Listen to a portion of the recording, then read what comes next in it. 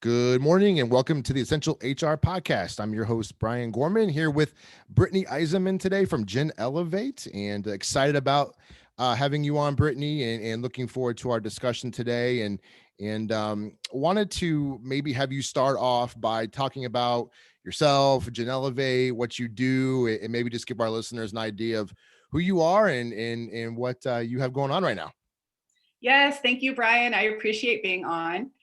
When employees are fully engaged with their work and their coworkers in your big, important mission, the research shows that they are less likely to think about leaving.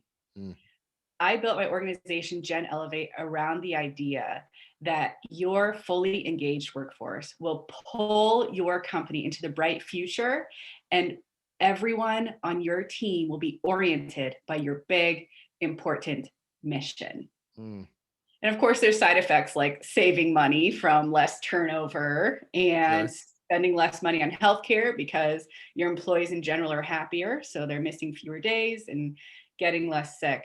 So Gen Elevate is all around the idea of employee engagement, Mm. removing barriers and finding your pain points and fixing those so that your employees can be as engaged as possible.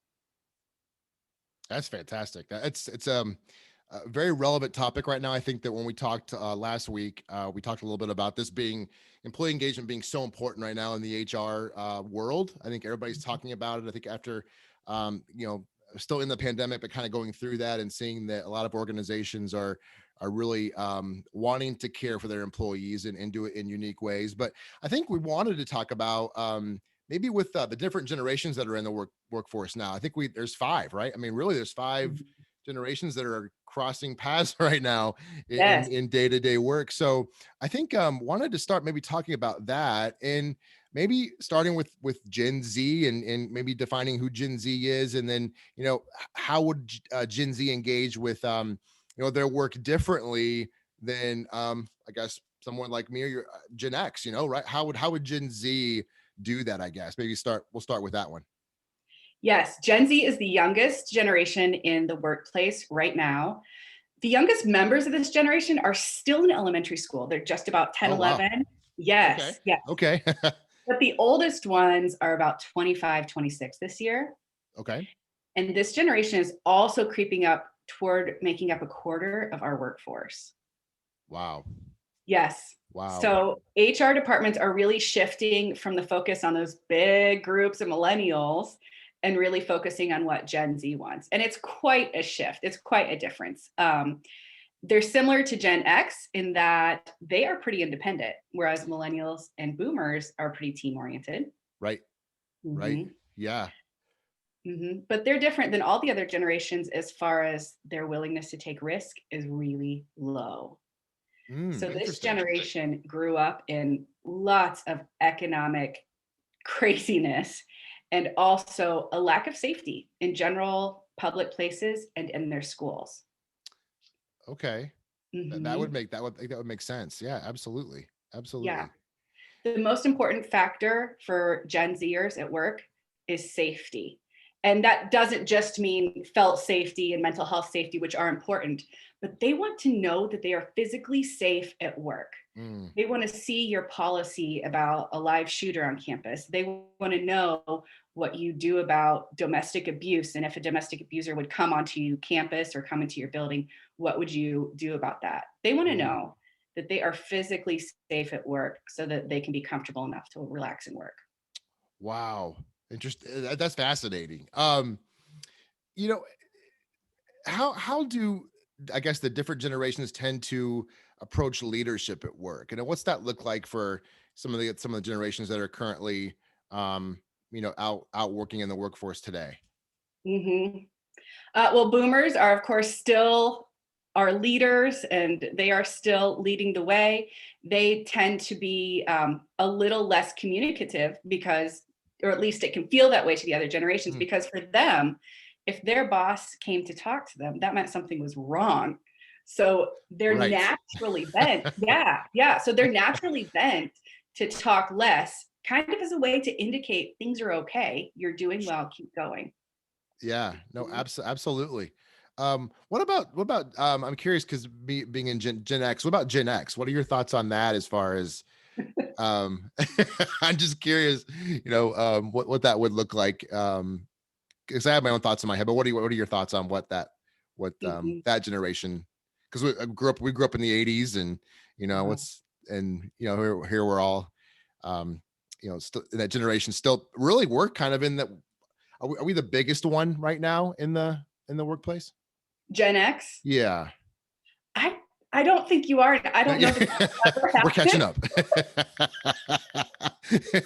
Just because I mean, Gen X is the middle child for sure. They're stuck between this big group of boomers and this big, group of millennials too. Sure. But yes, Gen Xers are very independent.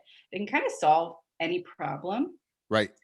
And so they expect that other people can kind of solve any problem. Right.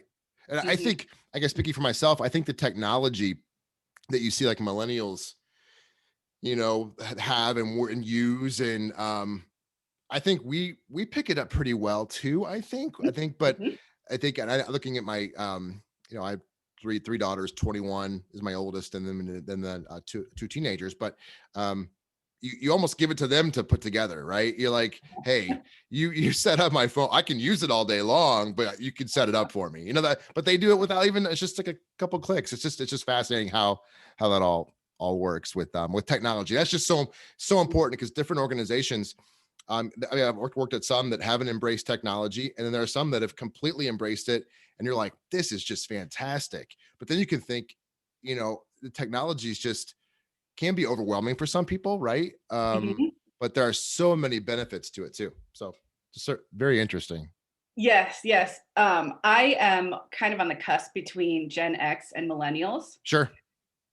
Yes, so I have come across multiple situations where people assume I kind of understand the latest and greatest technology, but I am a late adopter. And Ah, so I just watch and then finally pick it up later.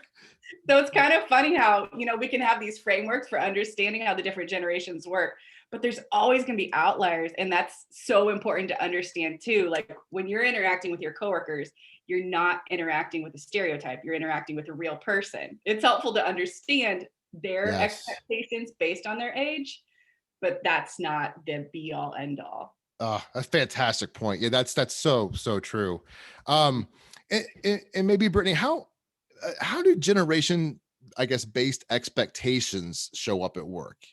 Because all of us coming in, I guess on a daily basis, right, have different expectations and I guess different requirements of us. But how does Mhm. how does that work? And from your perspective? Yes. Boomers and millennials both like to work on teams and be contributors, so be on committees, even cross departmental teams, things like this. Hmm. Boomers grew up sharing almost everything. Mm, Teamwork was the only way to get by. And you had to be extremely exemplary to pop out of the crowd in elementary school and high school because there were suddenly so many children in these classrooms.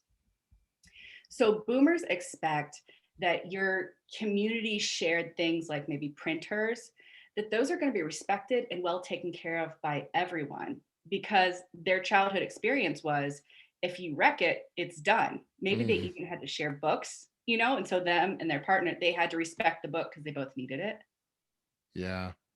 So that's a big boomer expectation, company cars, that those are left clean and filled up with gas, things like that. Sure. Wow. And so it's just I love it. So fascinating, and how this all works, and because it's just so important, right? So it's for everyone, especially from an HR perspective, to be there for all your employees. And I guess many boomers are heading into retirement, right? Yes. Just given where we are, and what do they want out of their final years in the workforce? Maybe what are you seeing out there, and what are you noticing, and maybe some of the trends and thoughts around that. Yes, the youngest boomers are headed towards 60, if Mm, not already there. hmm. Um, their workplace got so upended. Just the norm is so different than when they started. So every boomer that's in the workforce today has really had to adjust a lot to expectations. Things like longevity at a company and Mm, seeing the people behind them not doing the same thing they did, putting in the time to get promotion by promotion. hmm. what I see in the companies that, I do surveys and data work in is that boomers just want to end well. They want to know that what they contributed was meaningful.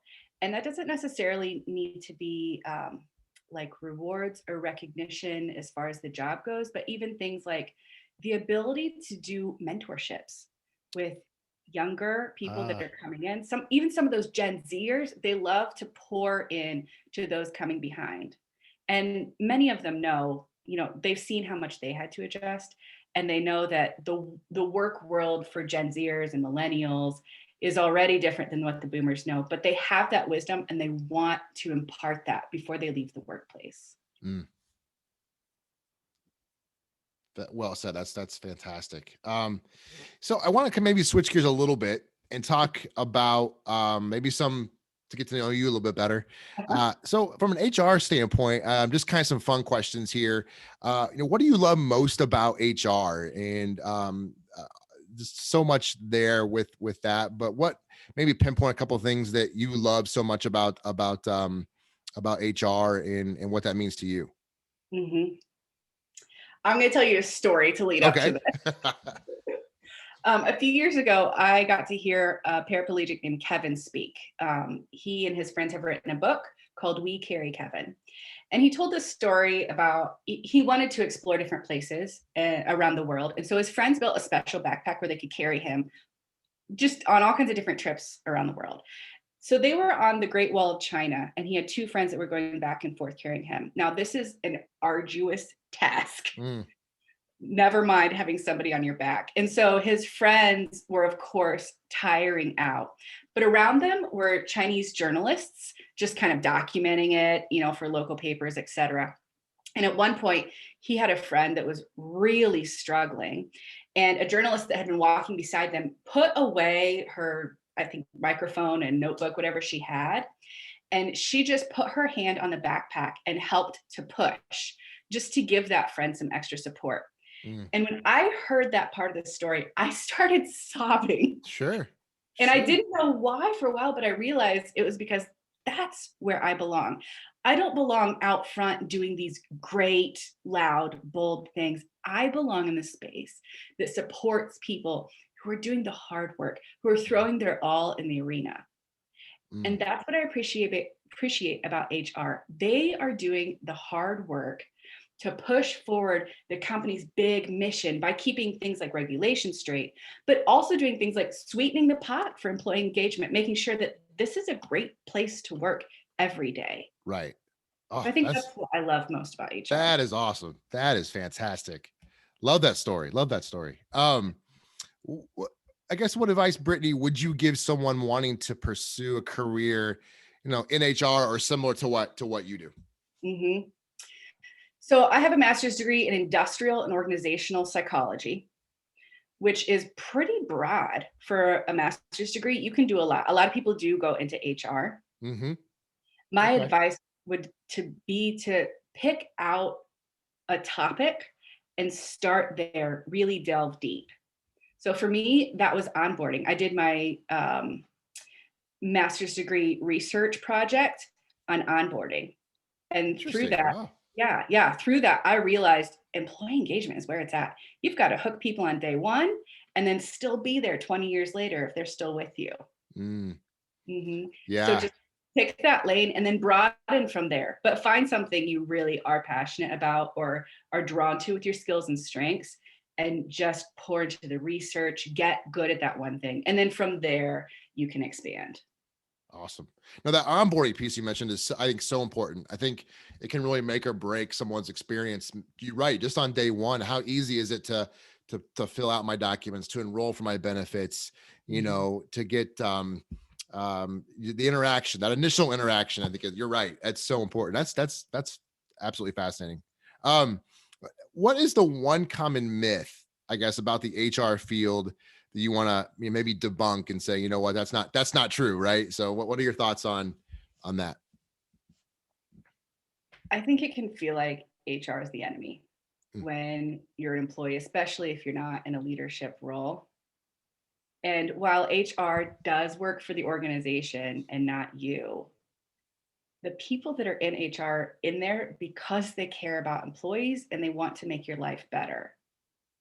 Hmm. So they are someone that you can go to if you need something improved or if you have a barrier that, your leaders aren't able to remove for you. And while they're not your therapist, they're not your enemy and they're not someone to just be feared. They have to keep the regulations and going and everything buttoned up. Right. But just because they work for the company doesn't mean they work against you. Right. Good. Great point. Great point. And then to wrap up, what is the biggest lesson? We're recording here in late January 2021. What is the biggest lesson you are taking from the events of last year in 2020 into the new year here? Um, Consistency used to be a bad word in my world. I am more creative and like to think up new ideas and go chase them. But in 2020, I learned I don't have to be the best or the biggest or the loudest. I just have to keep showing up, period. And if that's all I have, that's fine. Wow. That's Yeah. awesome. I really learned to love consistency in 2020. And I never thought that was going to happen in my life. Yeah. No, absolutely. I think, yeah, just showing up, I think that's huge. I think you're right. I think the creative piece too, just having enough time to slow down a little bit and rushing Mhm. around where we're all kind of, working from home, and just the Mhm. ability to be able to, I don't know, I felt that way a little bit too. Being able to slow down has been a good thing in a lot of ways. So that's awesome. So Brittany, how can someone that wants to get in touch with you, can maybe use your services? How can someone connect with you and reach out to you? I'm very active on LinkedIn, Britni Eisenmann, comma MAIO. You can also reach me at Britni at GenElevate.com, spelled GenElevate. Awesome. Perfect. Well, Brittany, thank you so much for your time today. Very much enjoyed getting to know more about you and what you do and the different generations and employee engagement, and wish you nothing but the best. Thank you so much. Thank you, Brian. I appreciate it.